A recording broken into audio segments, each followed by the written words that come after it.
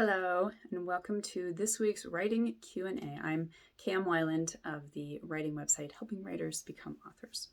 And today's question is from Asha Lark, who's a patron on Patreon, and she said that I could share this question with you here on YouTube. So her question is about my new book, Writing Archetypal Character Arcs, which is about 6 primary life journeys, of which the hero's journey would be the second, but 6 primary archetypes and the transformations that they create within the human life and how we can use this in our stories. And I'm just going to kind of summarize her question because she uses a lot of details about her specific story. But I thought it was a really good question specifically about the timing of the beats and of the structural beats within the archetypal character arcs. So she starts out, I have a few questions about writing with archetypal arcs. I'm writing multi-POV with 3 characters, 1 queen, 1 maiden, and 1 that I think is a flat character who would theoretically be a parent. And the parent is the flat archetype that I see existing between the transformative arcs of the hero and the queen. So she asks, on the timing of the archetypal beats within the overall plot or novel, some archetypal beats, particularly for the queen, don't happen exactly on the money. Like, for instance, the first plot point doesn't happen at the 25% mark. And sometimes the queen isn't on stage. She isn't present for some of her own beats because they're taking place from other characters' perspectives. And she also wanted to know about how does it work when you're mixing in a flat archetype, such as the parent, with these transformative and dynamic positive arc characters, such as the maiden and the queen. So I think this is a really good question. And this is something that's important to understand about the archetypal arcs. So when I teach character arc in, say, my book, Creating Character Arcs, which talks about just the basics of the positive change arc, the flat arc, and the negative change arc, I talk about how that ties in with structural timing. So you have important beats happening at where the inciting event happens at around the 12% mark, or the first plot point at the 25% mark. But the thing to understand particularly about the archetypal arcs, now I have provided within the book beat sheets for all 6 of the main transformative arcs. And I've shown how the beats of these specific archetypal journeys line up with plot structure and the timing that I teach on that. And they do line up absolutely perfectly. It's another one of those things that's just like this magical pattern that we just keep repeating itself over and over again, and how story mirrors life and life mirrors story. It's very exciting. But so that it does line up absolutely perfectly, and you can use the beat sheets that I've provided in the book to figure out how to time an archetypal character arc within the structure of a novel or a movie or whatever. However, it is important to understand that archetypal character arcs, by the nature of them being archetypal, are not quite the same animal as just your garden variety of character arc, in that they're quite a bit more flexible. So you can definitely tell a story that is, the one single transformative character arc, such as the queen, over the course of the entire book, like you would with your garden variety character arc. However, you can also intersperse the beats of an archetypal character arc throughout the story in a different way. And what I mean by that is that the archetypes can be more flexible. They can allow you to tell multiple archetypal journeys within one story, or you may find that you're only telling just a little piece of the archetypal journey, even though you are telling a complete character arc within the story.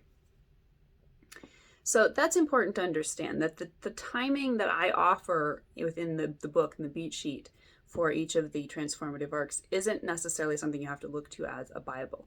Now, it is important that you have beats happening at those turning points, and that's something that I've talked about in my books, Structuring Your Novel and Creating Character Arcs. But within the journey, the adventure of the archetypal character arcs, there's quite a bit more flexibility. And as Asha talked about, if you have multiple character arcs happening at one time, which you totally can, because the archetypes play off of each other, They're very, very much an interactive thing where you'll see younger archetypes showing up, in the later archetypes' journeys, and you'll see the older archetypes either opposing or initiating the younger archetypes. And the queen and the maiden are very integrally linked, because the queen very much represents the that authority figure and the mother energy that the maiden is individuating from. So in pairing those, instinctively, as Asha did in her story, that's a strong pairing, because you're really deepening that archetypal web in allowing yourself to explore all dimensions of what's actually happening when these archetypes interact within our lives as humans. So that's one thing to understand. And the other thing is that when this is happening, that you've got multiple archetypes going on at the same time, that and maybe one of them is off screen for some of the things that's happening, that's okay. And ultimately this is the same as it would be for any story that has, multiple protagonists or POVs. Sometimes it is okay for certain beats to happen off screen. As long as readers get the impact of it, they understand it, they're not left wondering, like, what happened? 1 minute they were thinking this and now they've completely changed. But as long as the development is there, it's not always necessary to tell every beat from that character's perspective, because there is interplay, it's a back and forth between them and the other characters, and you want to be able to show that within the story, because really that's what creates that complex web that mirrors real life. And the third thing that Asha was curious about was, can you intermix change archetypes with flat archetypes? She talked about having a queen protagonist, but also a parent protagonist, which is a flat archetype. And the answer there is absolutely yes as well, because particularly flat archetypes play very well with the change archetypes, because flat archetypes by their nature are the initiators of change. So they're a character who can live in that liminal space between transformations, but still be very impactful and have a lot to say about, or a lot to say to the characters who are changing. So the main takeaway here is that there's a lot of flexibility when you're working with archetypes, and it's important to understand that, because the true resonance of an archetype is really what's, what feels right, because we all recognize that archetypal experience, and we know, even if we can't name it as such, we know when we're experiencing it, and we know when it's working, and we know when it's not.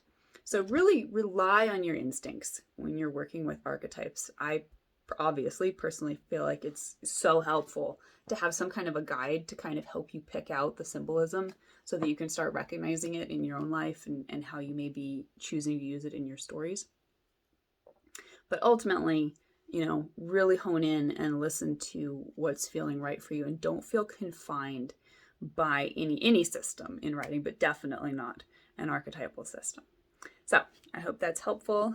I hope that inspires you to start exploring archetypes, because it's such a magnificent and rich and wonderful field of study just generally, but certainly for writers. I mean, it's a writer's playground. And if you'd like to have your question answered next week, please leave it in the comments below. Please consider interacting with the video in some way, just to let YouTube's algorithm know that you liked it, either by liking it or leaving a comment. And thank you to everyone who supports my work, either by buying a book or supporting me on Patreon, or even just by leaving a comment or stopping by my website, helping writers become authors to interact with the content that I share there. Alrighty, thank you, and I will see you next week.